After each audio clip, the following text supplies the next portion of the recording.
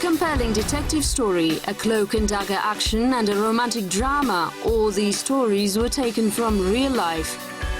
The history of Kazakhstan is inseparable from the world history. Reflections on history, our version. An optimist's journey.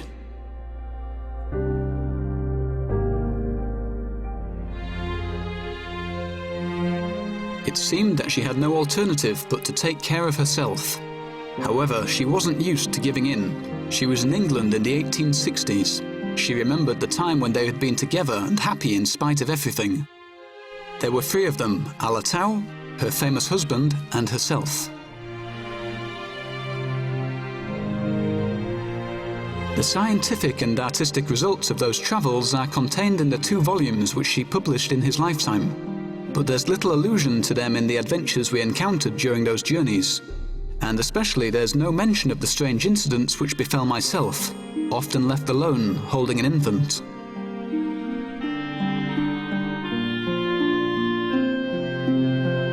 The woman signed and wrote the title, Recollections of Tartar Steppes and Their Inhabitants by Lucy Atkinson, with a quill pen. She writes it in the form of a series of letters to a friend.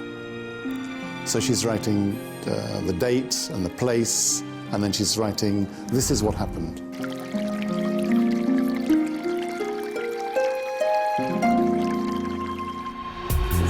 She didn't use her imagination, only described what she had seen. In her work, she used women's intuition and vision of what was happening.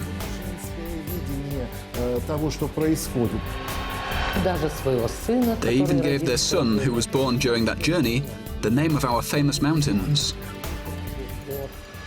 Chapter 1, Adventurer and Governess. Thomas Atkinson was one of the notorious adventurers travelling in the vast areas of Central Asia and Kazakhstan in the 19th century. Besides this, he was also an architect, artist, writer, and supposedly a spy. Thomas Atkinson arrived in St. Petersburg, and people said that he even attended a reception given by Nicholas I. At Count Murafyov's, he met his destined wife, Lucy, who was a governess there.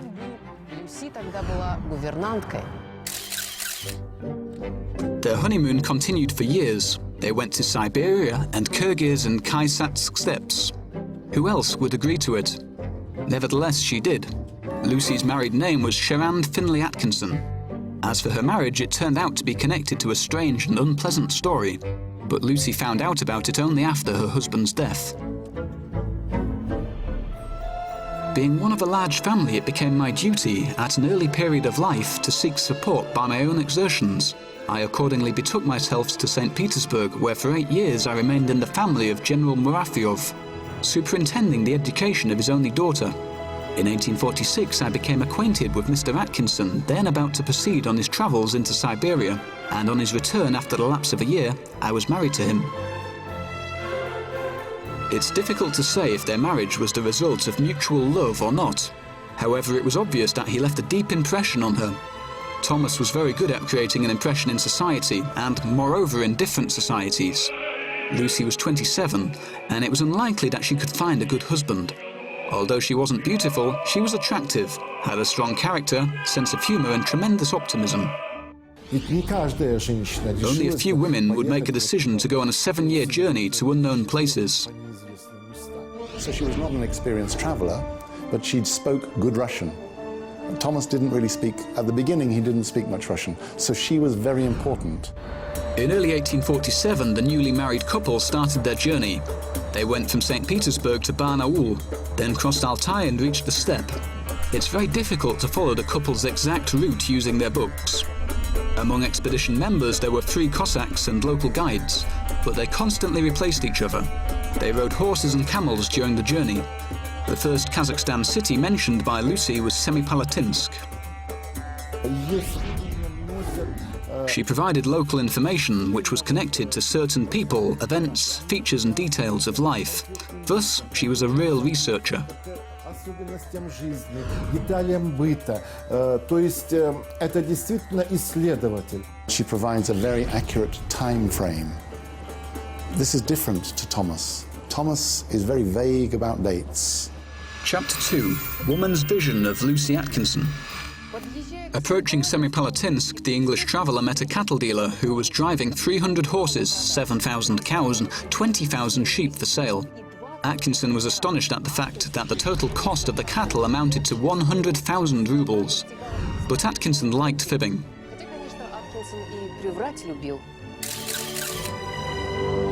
In the book by Lucy, there's no information about any cattle dealers, and she wrote only a few lines about staying in Semipalatinsk, saying that the head of the district took them to merchants who lived in Tartar community, and the English guests were shown many beautiful things from China. This phrase is quoted from the book. Then the English guests visited a school for Tartar girls who sang prayers. That was all. В Семипалатинске Аткинсон был. Although Atkinson was in Semipalatinsk, documentary evidence proving this fact hasn't been found yet, as well as the pictures drawn here.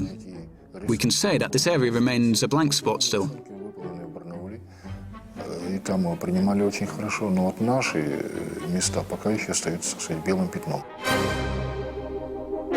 There are quite a lot of blank spots in the married couple's journey. It's known that the Atkinsons went from Semipalatinsk to Ayaguz, where they were heartily welcomed. Lucy was surprised that they were even treated to coffee, which was very expensive at that time. From Ayaguz, they went to a Kazakh village, and Lucy was surprised by the expanse of the steppe and generous hospitality. A yurt was put up specially for them near a spring, and Bukhara carpets were laid on the floor.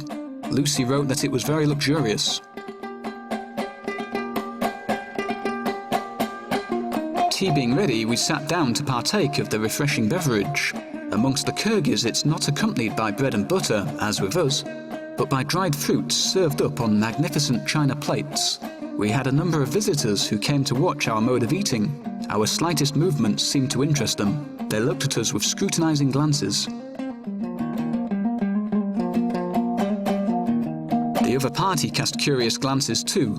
Lucy described men and women's clothes in detail, saying that they were beautiful. She was also surprised that they milked sheep and found it strange. Unlike her husband, Mrs. Atkinson was more interested in the way of life and relationships. You can find similar information, which is more detailed and various, in notes and also in documents of that period. However, Lucy reveals that side of life and of the steppe and its inhabitants, which was not included in any official or diplomatic documents.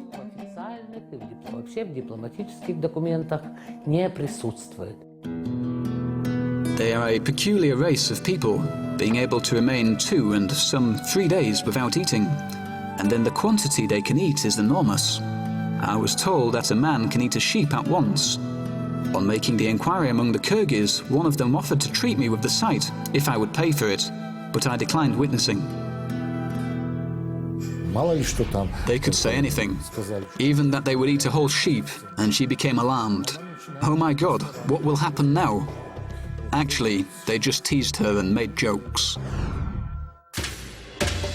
They experienced all the delights of steppe life, starting from sumptuous feasts in Kazakh villages to hunger. Lucy lost weight significantly during the journey. Sometimes they ate only crumbs of crackers for weeks. Mr. Atkinson put them in boiling water and cooked something similar to soup.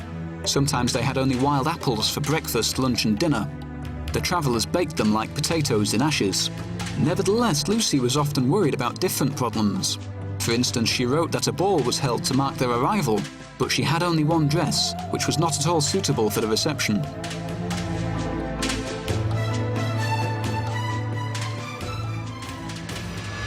Chapter 3. Alatau Tamshibulak. I cannot forbear mentioning the daughters of Bek Sultan, 2 beautiful girls. The youngest was more to my taste, being very pretty. She was slim and exceedingly graceful in all of her movements. Her elder sister was a perfect Amazon. She placed her hand on the saddle and vaulted into it without the slightest effort. And then to see her on horseback was a beautiful sight. She sat on the animal so gracefully. I envied her this accomplishment, said Lucy. Here we can see a woman's vision in a spy story, or perhaps it was just the journey of an optimist. With this Sultan Bey. Looking at Thomas Atkinson's drawings, we can try imagining those distant days. The road wasn't easy. They had to sleep on wet ground, often in the pouring rain without a shelter. They went along dangerous passages through mountain rivers and snowy passes. Several times she was on the verge of death. About 2 o'clock in the morning, I could go no farther without rest. I was likewise so cold that I could scarcely hold the reins of my horse, as there was a cutting wind blowing from the snowy mountains. I now dismounted, trembling with cold, having nothing on me but my dress. My warm jacket having been lost that day, coming unstrapped from my saddle. They gave me a bear's skin to lie down on, and my husband's fur coat to cover me. They had to overcome cold, thirst and hunger. In addition, they were afraid of gangsters who made repeated attempts to attack them. Lucy was able to protect herself and handled a rifle to protect not only her life, but also the life of her husband. Although she was pregnant, she continued doing it. It was a fantastic achievement because she was in the saddle riding for more than 7 months when she was pregnant. It's hard to understand how she could do this. She must have been a very strong woman. Moreover, during the first months of their journey, Lucy had to conceal that she was pregnant. It's unknown why she did it, but perhaps it was her husband's demand. They passed through Jizan, foothills of Trans-Ili-Alatau, and finally at the end of September 1848, the travellers arrived in Kapal, and Lucy wrote that a few days later, a little event occurred in their family. She gave birth to their son here, in our Kazakhstan, and she was charmed by the beauty of Kazakhstan and its mountains. He was named Alatau. A doctor in Kapal said that premature birth had been caused by the long time she had spent riding. He was born at 7 months, which wasn't surprising taking into account such a journey. What was surprising was that he had been born and survived. Another name of Alatau is Tamshimbulak, a life-giving spring near which he was born. However, Lucy and Thomas's son deserves his own story, as his destiny was also unusual. The Atkinsons spent a few months in Kapal. First they lived in a yurt, and then in a little house. After that they continued their journey with 6-month-old Alatau.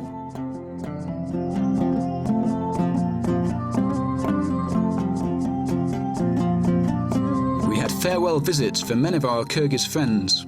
Amongst the foremost was the old Sultan Suk, with whom I was a great favourite, who bade me tell my husband not to fatigue me so much by taking me with him the next time he visited the steppe, as he would give him any number of wives he liked. At the same time, he should always be pleased to see me. Epilogue, from Lucy with love. In 7 years, their honeymoon was finished. Thomas wrote 2 books based on it, but didn't mention either Lucy or their son in them. It could be because many people thought that it had been a spy mission, or because the glory of the fearless traveller diminished to a certain extent when compared with his wives. There were some nuances. Perhaps they were individual features of the personality of that man, who might not find it necessary to mention a woman's contribution or thought perhaps that it was inappropriate.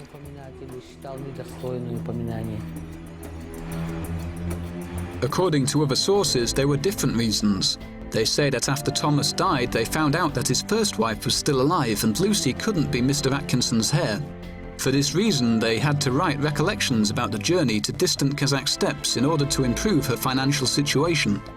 Anyway, Lucy wrote only good things about Thomas.